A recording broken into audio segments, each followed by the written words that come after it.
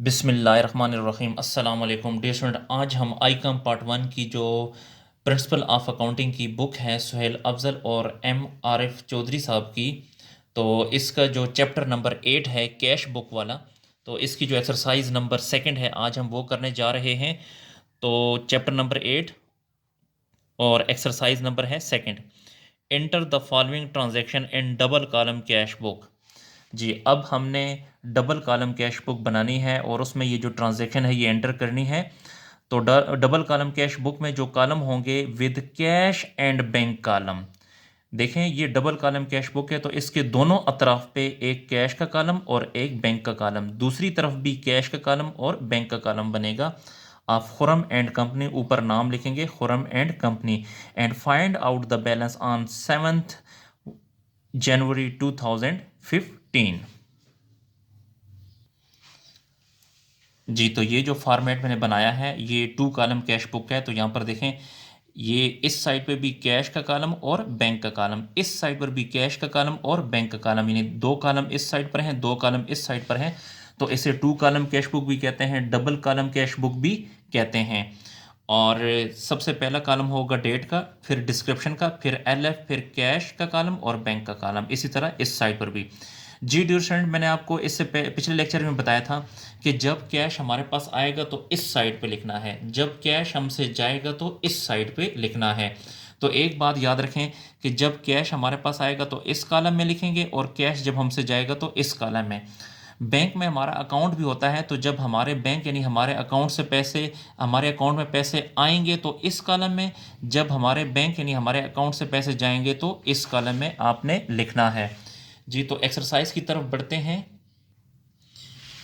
First को cash in hand, यानी हमारे पास जो बिजनेस में कैश पड़ा है वो 50,000 है, और कैश एट बैंक, और हमारे अकाउंट में हमारे बैंक में जो अमाउंट पड़ी है वो 7 लाख है। तो आप यहाँ फर्स्ट डेट को यहाँ पे लिखें बैलेंस। जी, जो कैश इन हैंड है वो 50,000, तो कैश के कॉलम में लिखेंगे 50,000, और कैश एट बैंक जो है वो 7 लाख, तो यहाँ पे बैंक के कॉलम में लिखेंगे 7 लाख। जी, इसका मतलब यह है कि हमारे पास बिजनेस में जो कैश मौजूद है वो 50,000 है, और हमारे अकाउंट यानी हमारे बैंक में जो अमाउंट पड़ी है वो 7 लाख है।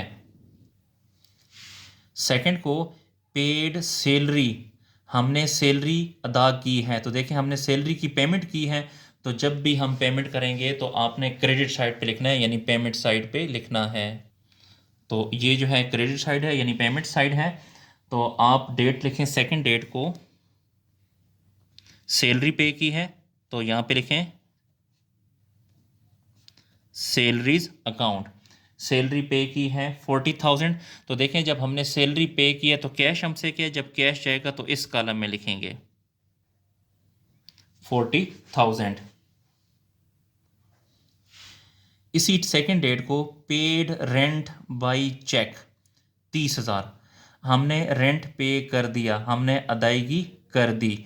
तो जब भी हम अदायगी करेंगे यानी पेमेंट करेंगे तो आपने कैश बुक के क्रेडिट साइड पे लिखना है, यानी पेमेंट साइड पे लिखना है। तो सेकंड डेट को यानी इसी डेट को हमने रेंट पे किया है, तो यहाँ पे लिखें रेंट अकाउंट। जी, यहाँ पे मैं आपको डियर स्टूडेंट बताता चलूँ कि दोबारा एंट्री में पढ़ता हूँ, पेड रेंट बाय चेक, हमने रेंट पे किया है चेक के ज़रिए। तो याद रखें, जब भी हम किसी को चेक के ज़रिए पेमेंट करेंगे तो आपने बैंक के कॉलम में लिखना है। अगर हम रेंट पे करते कैश की सूरत में तो फिर मैं कैश में लिखता, लेकिन ये हमने पेमेंट की है चेक की सूरत में, तो जब भी चेक की सूरत में पेमेंट करेंगे तो आपने बैंक के कॉलम में लिखना है 30,000। तो हमने रेंट पे किया है 30,000, तो इसलिए आपने बैंक के कॉलम में लिखना है। जी, उसके बाद जो नेक्स्ट ट्रांजेक्शन है bought goods by cheque. Bought goods का मतलब है कि हमने गुड्स खरीदी हैं। तो देखें, जब हमने गुड्स खरीदी हैं तो हमने पेमेंट की है, यानी कैश हमसे किया है बाई चेक, लेकिन हमने जो पेमेंट की है चेक के ज़रिए पेमेंट की है, तो इसलिए ये वाला जो है ये भी ट्रांजैक्शन आपने बैंक के कॉलम में लिखनी है। डेट है 4, हमने परचेजेस की है, तो यहाँ पे लिखें purchases account. Bought goods by cheque, हमने जो पेमेंट की है चेक की सूरत में पेमेंट की है, तो इसलिए पैसे जाएंगे बैंक से। अगर हम उसे कैश पे करते तो मैं कैश के कॉलम में लिखता, लेकिन हमने चेक पे किया तो बैंक के कॉलम में लिखेंगे। 4,30,000। जी नेक्स्ट ट्रांजेक्शन है सोल्ड गुड्स फॉर कैश, हमने नकद सेल की है। देखें जब हम नकद सेल करते हैं तो कैश हमारे पास आता है। जब भी कैश आएगा यानी कैश रिसीव्ड होगा तो आपने डेबिट साइड पे लिखना है। जी तो डेट है 5, यहाँ पे 5 तारीख लिखें। हमने सेल की है तो सेल अकाउंट लिखें। सेल हमने की है 75,000 की, तो हमारे पास 75,000 कैश आया है, तो इस कॉलम में लिखेंगे। जब भी कैश आएगा तो इस कैश के कॉलम में लिखना है। जी उसके बाद जो नेक्स्ट ट्रांजेक्शन है बॉट मशीनरी, हमने मशीनरी ख़रीदी है बाई चेक और उसको हमने पेमेंट की है चेक के ज़रिए, तो क्रेडिट साइड पे लिखेंगे और बैंक के कॉलम में लिखेंगे क्योंकि हमने चेक की सूरत में अदायगी की है।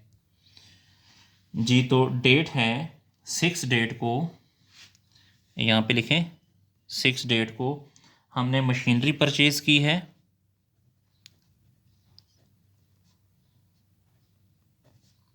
तो मशीनरी अकाउंट लिखें। और हमने जो पेमेंट की है चेक की सूरत में, तो इसलिए पैसे जाएंगे बैंक से, तो बैंक के कॉलम में लिखें 1,25,000। जी उसके बाद है डिपॉजिटेड इनटू बैंक 70,000। जी डियर स्टूडेंट ये बहुत ही इंपॉर्टेंट एंट्री है और ये कॉन्ट्रा एंट्री है। और कॉन्ट्रा एंट्री याद रखें ऐसी एंट्री है, कॉन्ट्रा एंट्री ऐसी एंट्री होती है जो कैश बुक के दोनों साइड पे की जाती है। तो डिपॉजिटेड इनटू बैंक 70,000 रुपया हमने बैंक में जमा करा दिया, तो इस एंट्री को समझिए। मैं दोबारा बता देता हूँ कि 70,000 रुपया हमने बैंक में जमा कराया। तो देखें समझे ज़रा, सबसे पहले हम कारोबार से 70,000 रुपया निकालेंगे, तो जब 70,000 रुपया कारोबार से निकालेंगे तो कारोबार से कैश जाएगा, जब कैश जाएगा तो इस कॉलम में लिखेंगे ये 70,000 रुपया हमने निकाला है। क्यों निकाला है, किधर जमा कराना है, बैंक में, तो यहाँ पे लिखेंगे बैंक अकाउंट। जी इसकी जो डेट है वो 6 है। और यहाँ पे अब देखें ये जो 70,000 है ये मैंने कारोबार से निकाला है, तो अब मेरे पास 70,000 मौजूद है। अब चूँकि ये मैंने बैंक में जमा कराना है, तो जब मैं बैंक में जमा कराऊंगा तो मेरे बैंक में मेरे अकाउंट में पैसे आ जाएंगे। जब मेरे बैंक में पैसे आएंगे तो आपने इस कॉलम में लिखना है। तो ये बैंक में 70,000 रुपया आ गया। बैंक में क्या चीज़ आई, ये कैश आया है, तो यहाँ पे लिखें कैश अकाउंट। और डेट कौन सी है, 6, यहाँ पे भी सी लिखें और यहाँ पर भी सी लिखें, तो ये काउंटर एंट्री है। तो याद रखिएगा डियर स्टूडेंट, जब भी हम पैसे बैंक में जमा कराएंगे तो आपने इस कैश के कॉलम में से निकालने हैं और इस बैंक के कॉलम में लिखने हैं। इसे कॉन्ट्रा एंट्री कहते हैं। इस सी से मुराद है कॉन्ट्रा एंट्री।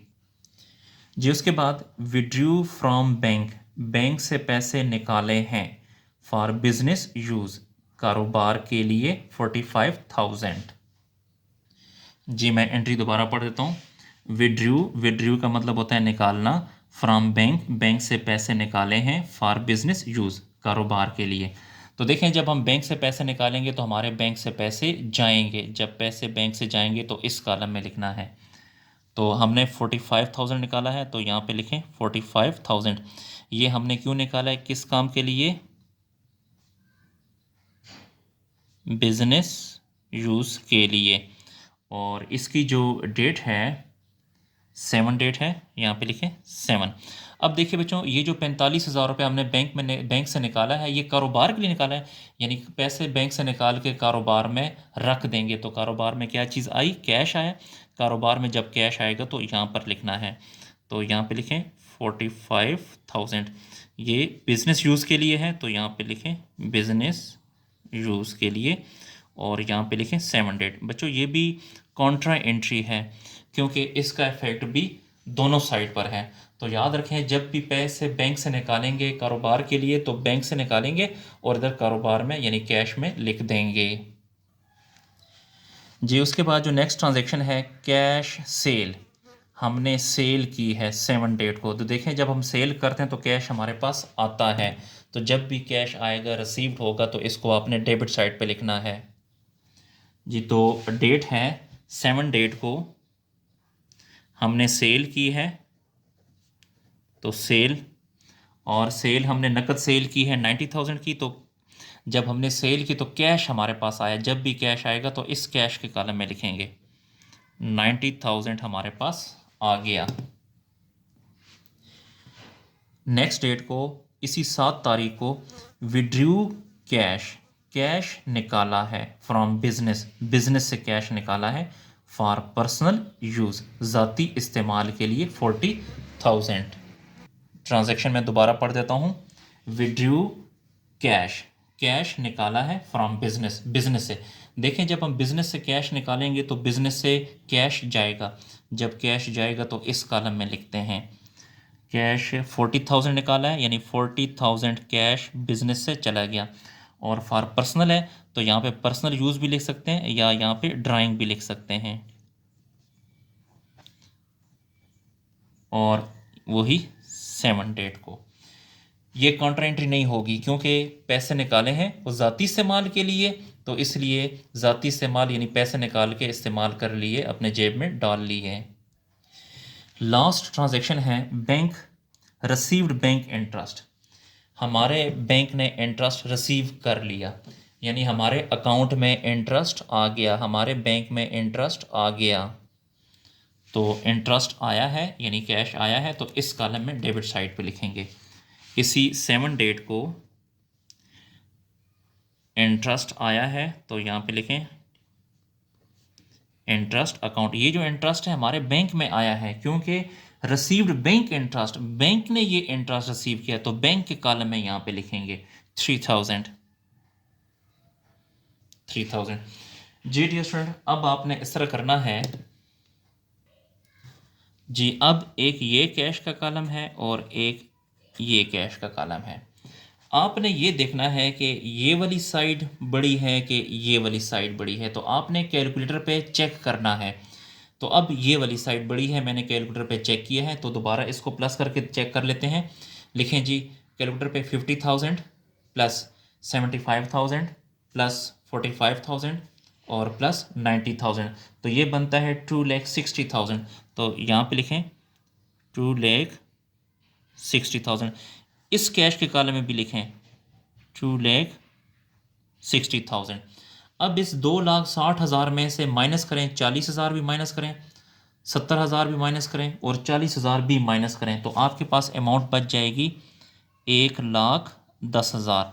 जी इसे आपने बैलेंस कहना है, बैलेंस जी। उसके बाद अब आपने एक ये बैंक का कॉलम रह गया है और एक ये, आपने ये देखना है कि ये वाली साइड बड़ी है कि ये वाली साइड बड़ी है, तो ये वाली साइड बड़ी है। तो जमा करें जी कैलकुलेटर पे 7 लाख प्लस 70,000 और प्लस 3,000, तो ये आ जाएगा 7,73,000। 7,73,000, यही 7,73,000 यहाँ पर भी लिखें 7,73,000। अब 7,73,000 में से माइनस करें 30,000, माइनस 4,30,000, माइनस 1,25,000 और माइनस 45,000, तो बाकी अमाउंट बच जाएगी आपके पास 1,43,000। जी डियर स्टूडेंट, हमारा जो क्वेश्चन है कंप्लीट हुआ। मैं दोबारा बता देता हूँ। देखें एक ये कैश का कॉलम है और एक ये कैश का कॉलम है, इन दोनों में से जी मैं एक दफ़ा दोबारा बता देता हूँ कि आपने देखना है कि ये वाला कैश का कॉलम की साइड बड़ी है या ये वाली, तो ये वाली साइड बड़ी है। ये आया 2,60,000, तो यहाँ पर भी लिखेंगे, यहाँ पर भी लिखेंगे। 2,60,000 में से माइनस करेंगे 40,000, 70,000 और 40,000, तो बाकी अमाउंट बच जाएगी 1,10,000, तो वो आपने यहाँ लिखनी है। इसी तरह बैंक का ये वाला कॉलम बड़ा है, तो इसको इसको और इसको जमा करेंगे तो 7,73,000 आएगा। यही 7,73,000 आपने यहाँ लिखना है। इसमें से ये और ये माइनस करेंगे तो बाकी अमाउंट आपके पास बच जाएगी 1,43,000, तो वो अमाउंट आपने यहाँ पर लिखनी है। जी डियर स्टूडेंट, हमारा जो क्वेश्चन है वो कंप्लीट हुआ। जी शुक्रिया, अल्लाह हाफिज़।